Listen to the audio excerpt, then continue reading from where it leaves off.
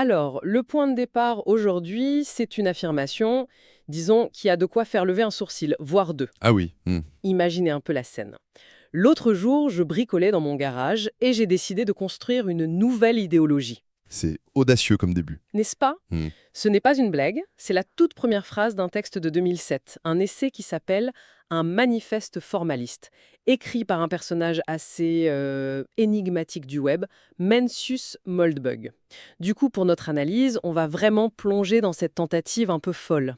Celle de construire une idéologie de A à Z. Exactement, comme un projet de bricolage. Et la mission que l'auteur se donne est immense. Il veut s'attaquer au problème numéro un de l'humanité, la violence. Pas n'importe laquelle, hein. Non, la violence organisée, celle qui a fait des centaines de millions de morts au siècle dernier.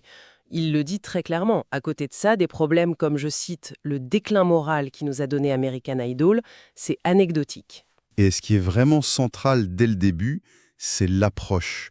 Elle se veut totalement amorale. C'est-à-dire, Il ne se pose pas la question en termes de bien ou de mal. Pour lui, c'est un pur problème d'ingénierie. d'accord, L'objectif, il est simple, concevoir un système de gouvernance qui permet aux gens d'interagir sans s'entretuer. Si la solution marche, elle est bonne, si elle échoue, elle est mauvaise. Point. On évacue toute la philosophie morale pour ne garder que l'efficacité. c'est une vision de la politique presque mécanique. Oui, une vision qui met de côté toute la dimension morale. Et c'est logique avec sa posture d'ingénieur avant de construire, il faut démolir. Il faut faire table rase. Tout à fait. Et pour ça, il y va franchement, sans prendre de gants. C'est ça. Il commence par un grand ménage des idées politiques dominantes. Prenons le progressisme. Son argument est assez subtil. Oui, oui. Il part du principe que la quasi-totalité des intellectuels, des universitaires, des journalistes, depuis un siècle, sont progressistes. D'accord, c'est le courant dominant. Du coup, toute personne un peu éduquée est, et si son expression, marinée dans cette idéologie. Mariné, j'aime bien l'image. C'est comme un poisson dans l'eau, il ne se rend même plus compte de son environnement. Et ça rend presque impossible de voir les failles de sa propre pensée. C'est une critique assez radicale de l'ère du temps, en somme. Et pour les conservateurs, alors là, il est encore plus direct. Il a cette phrase qui est assez connue dans certains cercles. Ah, je crois voir de laquelle vous parlez. Tous les conservateurs ne sont pas des crétins, mais la plupart des crétins sont des conservateurs. Voilà. Au-delà de la provocation, son argument de fond, c'est que le conservatisme moderne a abandonné toute idéologie positive.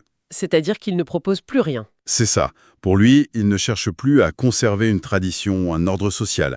Il se contente de réagir, de s'opposer systématiquement à tout ce que l'agenda progressiste propose. Et c'est cette nature purement réactive qu'il juge stérile. Donc incapable de proposer une vraie solution au problème de la violence. Exactement. Ce n'est pas une force de construction, juste une forte freinage. D'accord, donc si l'auteur met de côté le progressisme et le conservatisme, on pourrait croire qu'il va se tourner vers le centre, vers les modérés. On pourrait le penser, oui. Mais c'est là que son analyse devient encore plus surprenante. Exactement. On s'attendrait à un refuge au centre, mais c'est tout l'inverse. Pour lui, la modération, ce n'est même pas une idéologie. C'est, je cite, une absence de pensée. C'est dur. Son image est très parlante. Un modéré à Vienne en 1907 aurait soutenu l'empereur François-Joseph. Un modéré aujourd'hui soutiendrait l'Union européenne. Le centre se déplace en fait. Voilà. Le centre n'est pas un point fixe. Il dérive, toujours tiré par les courants dominants qui sont, selon lui, progressistes. Et le problème, c'est que cette dérive est une invitation à la violence, parce que des acteurs plus radicaux vont toujours essayer de tirer ce centre dans leur direction. Ça crée une instabilité permanente. C'est une critique assez décapante du centrisme. Il reste une dernière option sur l'échiquier des gueux, le libertarianisme. Et là, sa position est plus nuancée. Il dit adorer la pensée libertarienne, le qualifiant même d'idée extrêmement évidente. Mais, Il y a un mais de taille. lequel? Il oppose à cette belle théorie deux faits qu'il juge brutaux. Premièrement, une société purement libertarienne n'a jamais existé. Jamais. D'accord, c'est un fait. Et deuxièmement, ça suggère très fortement que c'est tout simplement irréalisable. C'est peut-être une utopie désirable, mais si personne n'a réussi à la mettre en place, c'est qu'il y a un défaut de conception. La question n'est pas juste comment y arriver, mais est-ce que ça pourrait survivre plus de 5 minutes? D'accord. Le terrain est donc déblayé. Progressisme, conservatisme, modération, libertarianisme, tout ça est mis de côté.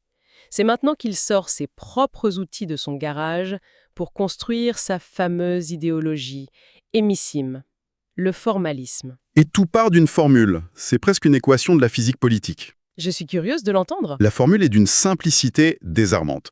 Violence égale conflit plus incertitude. Violence égale conflit plus incertitude. D'accord. Analysons ça. Le conflit, dit-il, c'est inévitable. Deux personnes veulent la même chose, la même ressource. C'est une constante humaine. On ne peut pas l'éliminer. Mais l'incertitude?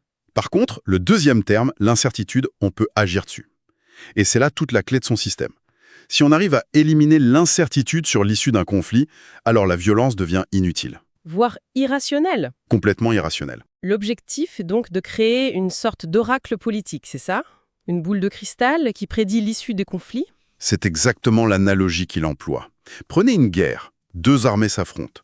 Imaginez qu'un oracle, une machine parfaite, annonce à l'un des généraux « Vous allez perdre, c'est sûr à 100%. » Qu'est-ce qu'il ferait?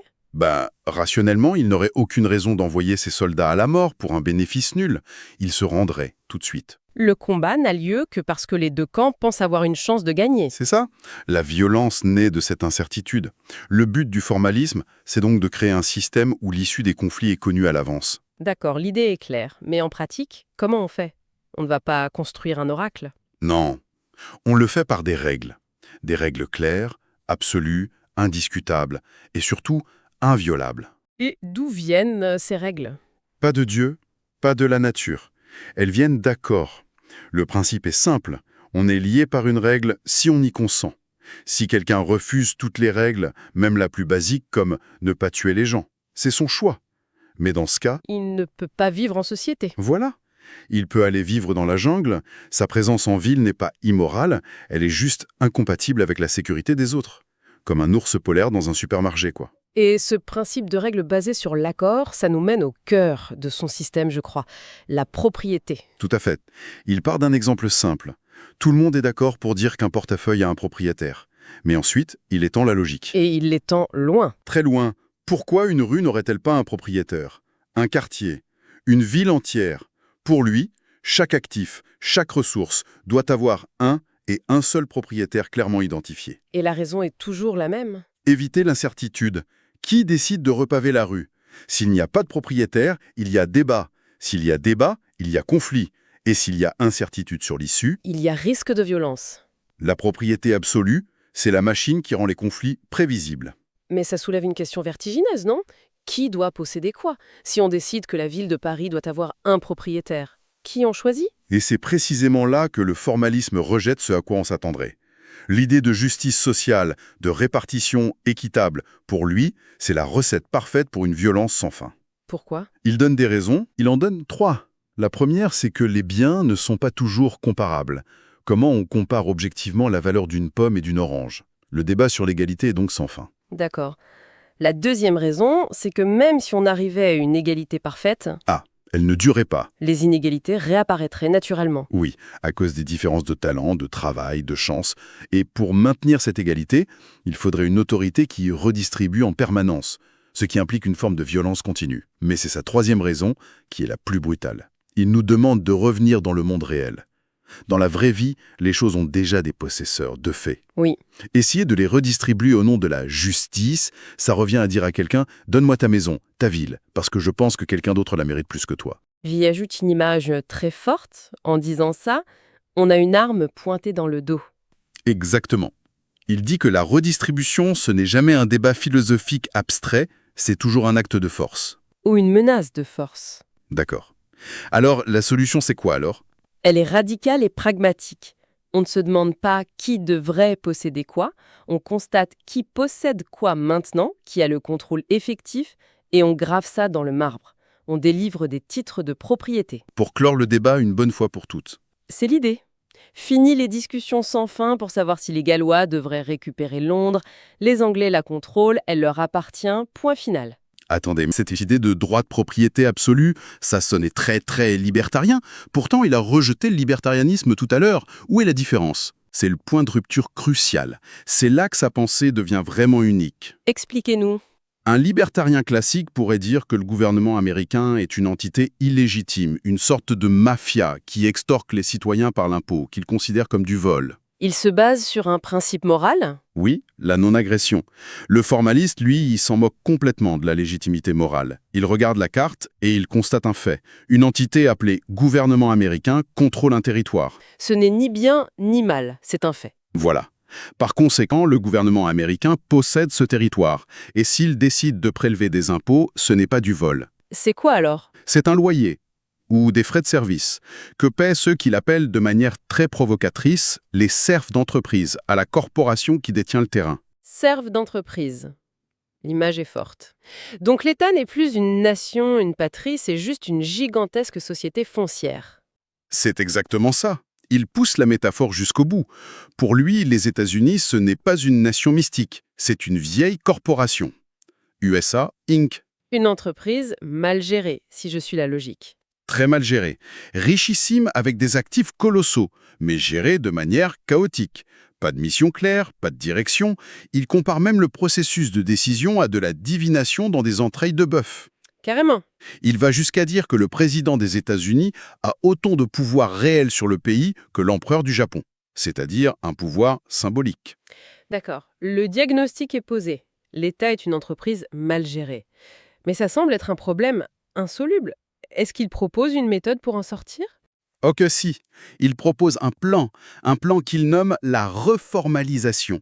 Et c'est simple, si l'État est une entreprise en difficulté, il faut la traiter comme n'importe quelle autre. C'est-à-dire? Première étape, un audit du pouvoir. Il faut identifier qui détient réellement le pouvoir, pas en théorie, en pratique. Et ensuite, on leur attribue des parts, des actions de USA Inc. en proportion de leur influence réelle. Attendez, je veux être sûr d'avoir bien compris. Il suggère de distribuer de vraies actions de l'État-entreprise à des entités comme un journal, par exemple. C'est exactement ça. L'exemple qu'il donne, c'est le New York Times.